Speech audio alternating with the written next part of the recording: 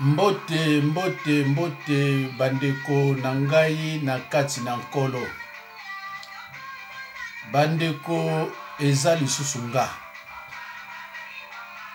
Awa nazali pona koloba na biso ba parents oyo toza conscient na souffrance ya mwana biso ya mwasi. Mais tolingi ko sedete. Tolingi ko fongola mitema te. Tolingi ko libere mwana na biso te. Yo mama, yo papa, soki yo pe oza ko faire souffrir mwana ya mwasi na libala akoki ko bota te, il faut azala toujours na souffrance. Na ndengo zoyo kanga ndeko na ngai, fongola motema. Satan aza kokosa yo ke soko fongoli motema o lâcher akoboma yo.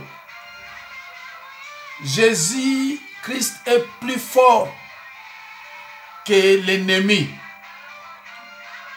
Ennemi azana makasi koleka Seigneur te. Soko kimi na yo okobika. Mais libérez mwana. Libérez mwana abota. Biso to boti bana po bana babota pe bakunda biso. Mais soki biso toza appelé pour to kunda bana eza malamu te. Biso to sali vina biso bana pe ba forcer la vina ya bango. Mais soki toza ko bloquer ba vie ya bana eza malamu te, eza esengo te, kolo pe ako frapper biso. Alors bandeko na ngai naza ko loba o eza témoignage muso nazo sala e kozala na banzi 0643 po 0642 bozotala yango déjà. Soko zotala oyo oke 0642 otala yango te luka oyo ka yango. Eza makambo oyo ya vérité ya bato nga na salisaka. Mais bakombo na bango, bakombo na chaka eza ya bato yango te. Po échanger pe yo. Tango musoza concerné na makambo wana, tango ko yoka yango lumino, nga pena ko faire souffrir mwana ngate tika.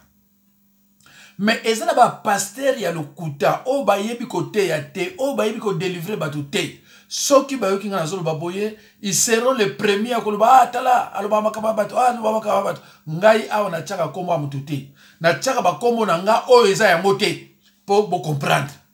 Voilà. Alors bandeko, histoire oyo eza ndenge nini? Histoire oyo eza ndenge nini? Ya stylo na tiango pa imususu. Il fallait zala awa comme ça na tia bakombo. Bon ben c'est pas un problème. Alors bandeko na ngai, mobali nakopesa ye kombo nini? Na opesa mobali kombo Mavambo. Pa na komango ezate.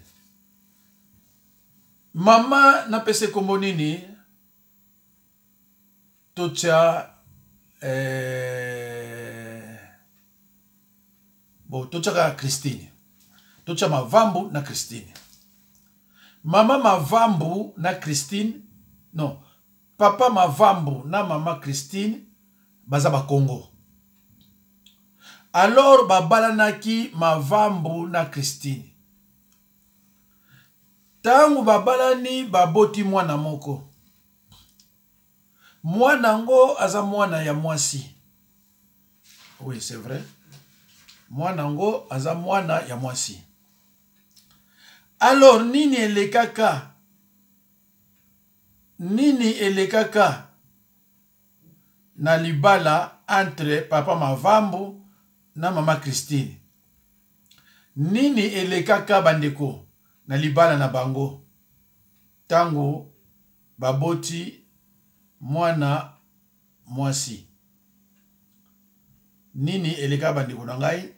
Après ba famille ba décider libala wana ekozala susu te. Libala wana ekoki kozala susu te bako continuer te. Famille ye ya kote ya mobali Mavambo, kote ya mama Christine baye ba bomi libala yango. Mais baye bisi bango boye. Mama Christine pa yo okende. Obota te. Papa Mavambo pa yo okende. Obota te. Et kangami na se kangami pe na likolo. Do bando ki ba décider que papa Mavambo na likambo oyo esalami na kati ya libala. Libala ezokufa. Mais yo pa yo okende obota ka suste. Moi si pe pa yo okende obota pe suste. Ndeko na lobi libala ezelo kwa malamu. Mais ça difficile libala ebongisa yo. Libala eza place moko ba problème ezala ka l'air yo ba problème. Na tango biso bana okola biso si tu nos exemple biso ba Congo. Ba parents ba ko balisa yo mwasi te soki ba yebi famille wana te. Avant ba baliso mwasi na famille wana, il faut ba ye. Il faut ba famille wana e marchaka ndenge nini famille wana makambo nini ezala na kati ya famille wana. Lelo ekoma mabala ya mbangu sobo kika na relation sexuelle lobi okabata babalani. Sobo kika na relation sexuelle lobi okabata babalani. Oyebite mwasi ozo bala za na alliance nini ba alliance nini ya kindokeza na bango. Mobali yozo bala oyebite ba alliance nini ya kindokeza na bango ba muno balani après certain temps flamme bano kutana kati ya libala. Bandeko Mama Oyo Christine abali mobali amemie na poto. Papa ya tikalaki akite pe RDC. Bango mibale baza disons ba universitaire. Soki moi c'est universitaire te mais mobali za universitaire. Mais moi c'est pas tanga. Bandeko mobali epa ya kendaki yepe abali. Mwasi pe pa ya kendaki abali. Bandeko ngai bomona ata mususu bali mwasi ina mwana ye. Mais bozo ko remarquer que bozo botate. Mais bato mokili basanga nini bakondana ka mobali babia mwasi bato botaka aina mwana. Ndeko makambo ebele soko yebite kokotaka te. Siko moi c'est ce qu'on se couvrir que ngana za mwana ngana botaka. Alors ce qui pe ba ebisi bino boyoki ke ye pesa na mwana ye abotaka. Alors bolo baga mobali makambo sa pa na yo. Et pas mama Christina Kenda mobali wana asufra na problème wana. Mais mobali sou ba ko talisa babi oh mais yo botaka nini yo bazo botate. Passé hein. Mais moi, c'est yebike. Tozan de kati ya condamnation. Tozani consacré entre ngai na mobali na famille na biso. Toko botate. Mais moi, ça kolo bangote. Mobali ko monaki na bote na moi c'est ngai ya, lokola biso mibali to trop faible. Na bote na moi c'est ngai, moi c'est ngai botaka na ye. Ngam to botaka te. Mobali ka ngamide. Tilelo na zo bana bino. Mobali pe pa kenda kuna. Moi si yazoka na yete so abota to abota kate. Mais moi si wana kuna pe yebite ki mobali yo ya bali ye passe na kati ya condamnation. Et condamnation na ti le lo na zo bino ezali.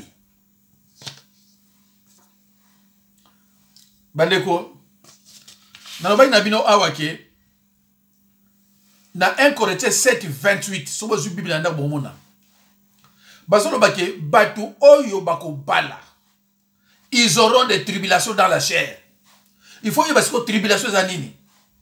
Wana Paul mutazolo bango hein. Paul a lui c'est difficile batu ba bali bazana kimia. Yangwana na seni na bino. Ba oyo balingi bazana tinga. Ba bala na bango te. Ba fanda. Wana zana 1 Corinthiens 7:8. So teng na 1 Corinthiens 7:8 oyo ka Paul azolo bango. Ba oyo balingi babala bango te bazali tingai bafanda. Mais ceux qui vont cocater, ceux qui vraiment sont cocater, babala. C'est pour cela que monaki Jésus-Christ a 70 disciples. Oyo nyos ba ki marié libanda. Oko sala musala nzambe na masine.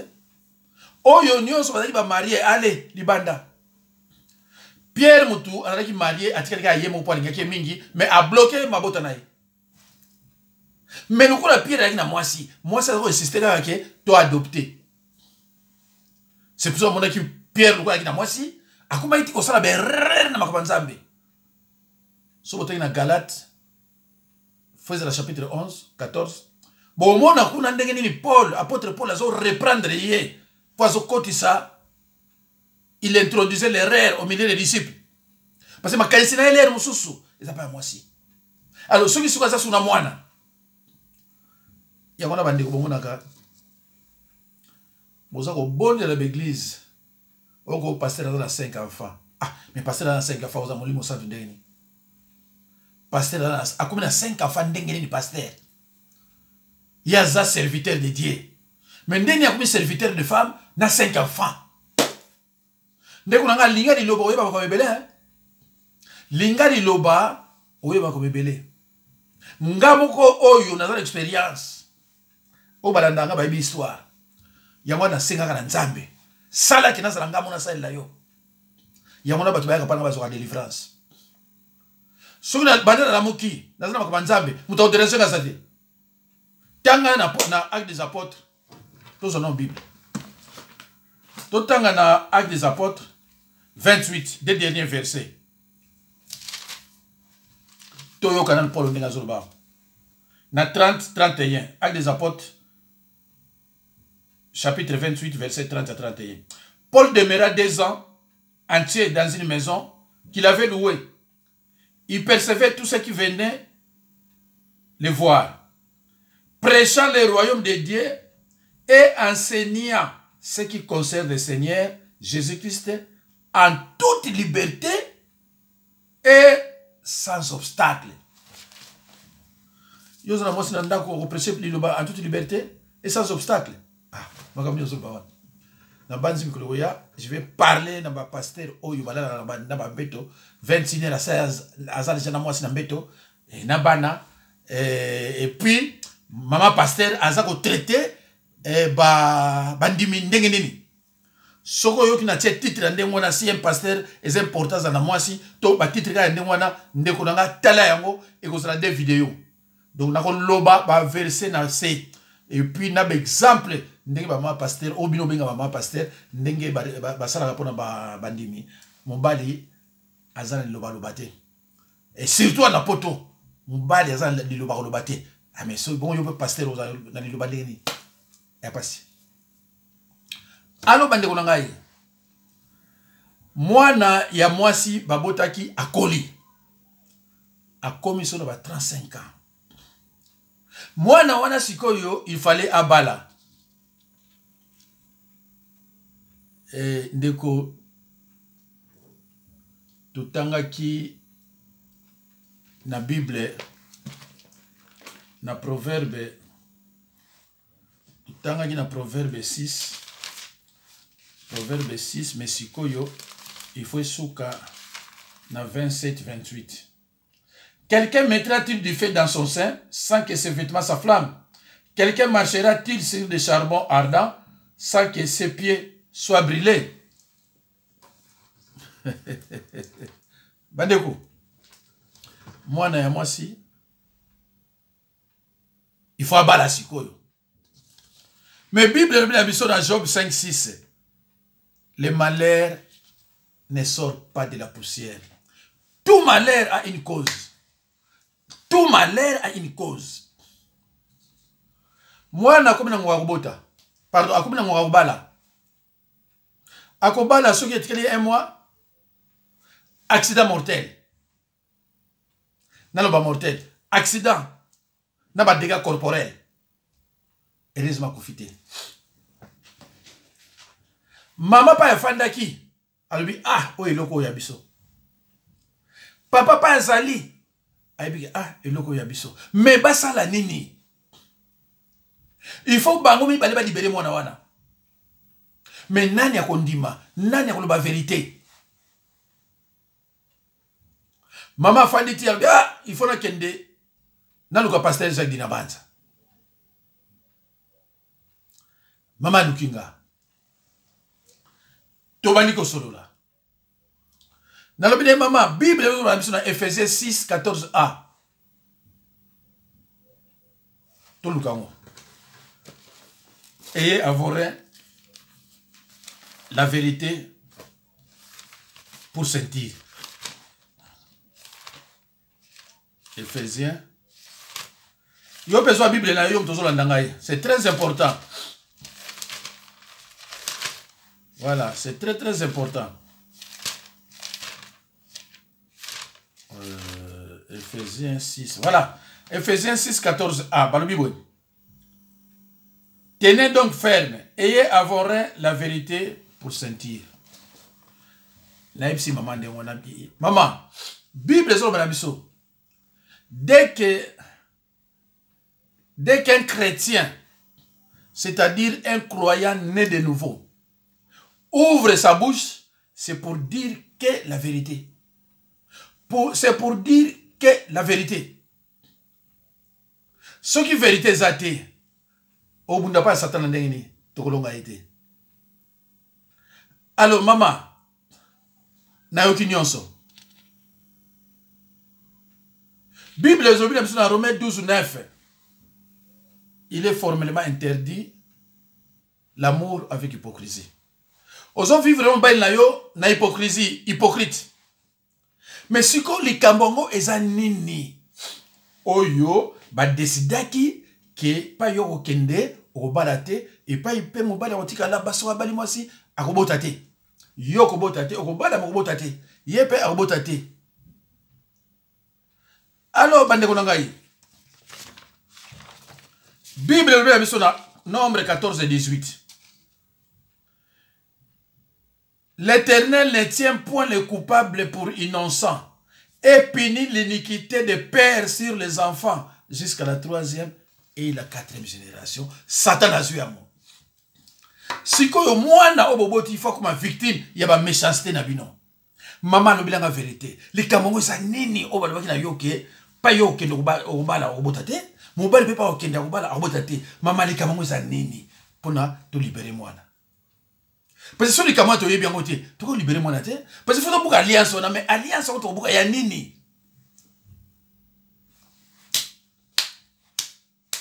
Maman ko lobati. Mama loba na ngai ezali alliance ya nini? Bosalaka nini yona mobali na yo? Pona mwana ya ko sibir boye, boboti pe mwana na bino kaka moko. Alors mwana ba nota mona mobali na epo kino bala na accident corporel na banzi mwana ya mwasi to mobali moko akoma otambola na chaise roulante. Mama zali banda kala akuluka basala nzambe te po ba buka balias wana ba libérer mwana na minute azolo ba bino mwana yebite que ce sont des parents qui sont à la base de ces malheurs. Mwana yebite ti siko nga sala émission yo mwana yebite mtayebi nganga na papa na maman et puis nzambe na Satan. Combien de personnes attendent na ba 5 batu ba yebi dossier oyo. Bande ko nga nazana ba dossier belé et belé même sous na sala ngo même siko 6 minutes na sala ka pourvu que boyoka mais bande ko boyoka nga bien ba kombo na tie ya Christine soki na nani eza ba kombo nga mo mutu na tie ngo vrai ba kombo na bango na tie te ba mo to ba olanda ngo ba yebike azo yebisa biso to fongola motema. Mais beaucoup ça ndenge nyos boko ba batwana te. Alors beaucoup ça maté pas ba faux pasteur au ba mi côté até ba ipe ko délivrer te. Ah aza pasteur na bomba makamute te. Ngana boy makamute. Na lubi ko ba mutute. Ngana boy makam. Na lubi ko ba mutute. Mais na soko loba oyeleka po boyeba makambo nini elekaka. Na zona ba mususu awa. Mwana pesa mutate. Bandoki bakoti bakina chambre ya mwana na lalaki na mbali. Tangu bazako bima maman na moni bandoki yango a beta bango fort ninga yebisa inga Na tuni maman obeta bandoki na beta ba na ndeka osakana te na yebisi bango awa te. Na tuni maman na ozana ndoki abio te. Mwana botaka te. C'est triste hein. Satan a soka pesa ki ndoki mingi ba ya basi ayibi kazala intérêt. Moi c'est obimana hier a sali beauté abebi sepe mbali 10 zongi mais mbali. Obe sa nini. Et moi c'est pas mutofana na bana. Moi c'est pas mutofana na bakoko. Donc Satan azobate. Yano mona même na mabala bovandi bato bazana ki ndoki mingi za basi. Mais bango ko balobaka mingi ba chaka ono sikola konte mibali. Mais Bible zo la kisabiso. Et ça, ça contre le binoté. Mais le banding est allé. Parce que nous avons dit que le bagnon, c'est très grave. Alors, bandiko. Mamana, na tournier na banding nyonso. Alors, bité. Na tournier, bon, si comme mobali na oboza na ye. Yo lo bini. Oh, et puis ça, on a ma pote aux botate. Ndenge, ozana mobali, et puis ça, comme ma pote aux botate. Oh, mais est-ce que yo yebisa ye keza faute na yo? Ok. Ye bini, yo yebi keza faute na ye. Même yo moto zola nanga moi si oyo abota babaliye soki bana bazobota mate bino so boyibika ke za faute ya nani ya mobali alors yo mobali okwa ko bimo ko mekali banda parce que soki ezalaki ya nzambe bino mbali bozobota te c'est normal okoke libanda te mais yo po yebite pourquoi bozobota te yo yibika faute na yo nzoka desa ngo faute na yo te ezaya moto yo utobala tala libala siko tata wana na mukili oyo azotika mwana te a cause ya mwasi oyo Christine tata ope mususu kuna mwasi na ye azotika mwana te a cause ya tata wana bomoni libala ndeko na ngai bomoni libala bomoni conséquence ya libala le mariage c'est ça libala ezelo kwa jete bandeko na ngai libala et pas yoko bala ozwa mwasi ko vana ezeloko moko ya jete c'est pour ça na teya kabino mabala nyonso mbango ezali mabala ya satana kebaka na mabala ya mbango okoya ko simba mutu pour le lo basi mbali bakomaka so basali ka sexualité allez balanga moi c'est bandi balanga ali bo bali après obandi ko lela zota na yo nga obozo mona awa combien de cas elinga babuso baleka na YouTube pour na boy nanga na yipsi wanga binga sa musala nzambe na kimia ya wana délivrer rapé si on a zu mutu azana maladie si on a zo landela ye omona ka bakumi na bien parce que nazana mwasi mutu na ko yebisa wanga mama na yebiote yo po yebinga te nazabe na mwasi awate oye kozala ke soki to solinga na kino yebisa kai azate voilà azate kozana kimia. Mais va passer au bazana basi et lui wa au quand moté maté soit quelqu'un moté ba bou na mbeto mo saka salenko akumi zoba allo bandeko na banzi kalate nazo silisa eza mawa pona ba mama ba para oyo bazana problème ya sorcellerie bazo kanga bana na bango mais yeba yango bino ba para obo sande ngwana mukolo yoko kufa okeli felo alors na lola repatase ya lagate na lola o confesser sur ba péché te mutako nyoko la yo eza sataka ka oyo bana ko salela alors pourquoi on continue na bandeko pourquoi on continue na ye on continue pourquoi bandeko nazana ba témoignage belé boyoki o wana mususu ndenge na lobaki oyo susu boyoki ndenge ba para baza ko maltraiter mwana bango mwasi ti lelo oyo akobota te mama yo solandanga mama ngo siko tango amoni leki nanga oyo nani comment on est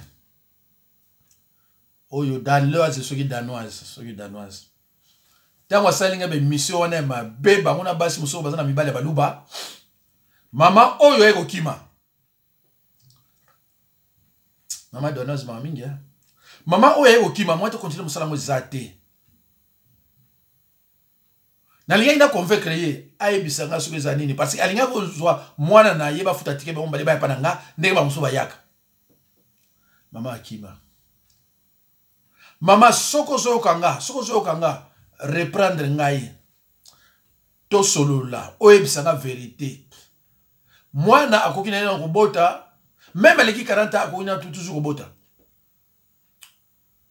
To sala nyonso nga na yo to briser ba alliance wana ya kindoki to yokana na tata na ye na yo to kutana ensemble bolo ba vérité so bolo bi vérité to ko briser le alliance ngo soki bato bakangi yango baza ko insister au mona pe bako kufa na bakay belé nazana ba musu bala na basi na banda bango basi bazala ba 54 ans mona mo se abotate bala ka mbete moko bala na chambre moko papa kufa na bakay belé na otula mama na pese mona kindoki o azala kidonga boyo ebite ndeko bino mutu ba ko ndoki nzamba lokoti nga nzamba lokoti ye o atiki as bakosa bino mingi kotika kindoki bino to landanga eza blague te kotika kindoki est-ce que confession sincère à kindoki elaka est-ce que confession sincère ya kindoki repentance sincère à kindoki ezalaka woni za ba minere oyo basaba ki ba 30 ans mais ça facilité parce que yo habité yo somone na 30 ans o habité kuna zanani alo bandeko boyebisanga bocha ba commentaire tant mususu ba para ona ba mona ba commentaire na bino à travers ba commentaire na bino ba ko ndima ba changer ba libérer moi na ba ko mwasi donc maman on a ce que ça n'est pas si moi né mwasi akobota te akotika ba kokote donc ba descendance azotika te na mukili oyo et on serait pas si mais pour allo ba likambo ngo c'est ça peut-être ba yebisa que son likamba to bomayo azobanga sata loba mona ko ba bien bane belé bisusu bazoko bota te ba para ba yebi mona ona azobota te pourquoi mais tango bino bozo kanga malango bana ona ba bota te yeba yango ke lifelo zela bino na lifelo soki boyebi te lifelo yalaka boko regretter tango yozo yokate okokuta kuna na lo la parole de Dieu ezalaka te na lo la parole de Dieu ezalaka te parole de Dieu za wana se bako tuna yo yeba pasteur Mukongo pasteur Dinabanzo na yeba kiye mbata ya koto tango zolo bakaka ke na yeba kiye ozona ngo awawa oyoka kiye on na zonga na kino yoka yeba bia c'est déjà trop tard mon ami so kotia bazonga ka susute c'est le moment bandeko na ngai bino oyo bozo faire souffrir bana bino babala te babota te bo pesa bango ba fibrone bele na banzoto bo pesa bango ba fibrone ba ki ba sala opération mususu lisusu ye ndeko soyi bozana mwana na kati ndako fibrone balongoli yango mususu ye ya kindoki bomi tala entre papa na mama bomi tala nano na bien belé bomi tala nano allo bandeko vraiment naza obligé siko ya kotika bino nzambe apambola bino tokutani bongo à la prochaine occasion nzambe apambola bino na kombo na Yesu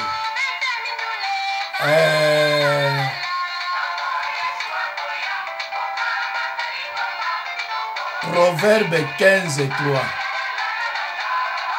numéro na ngezali 06 51 03 90 89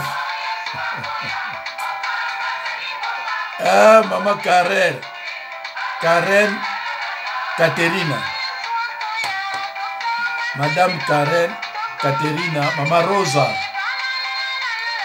Évangéliste Bagba Thierry et disciple Makwiza Papa Séraphin Nzambe apambola bino Frère Christopher Frère Destiné Nzambe azana bino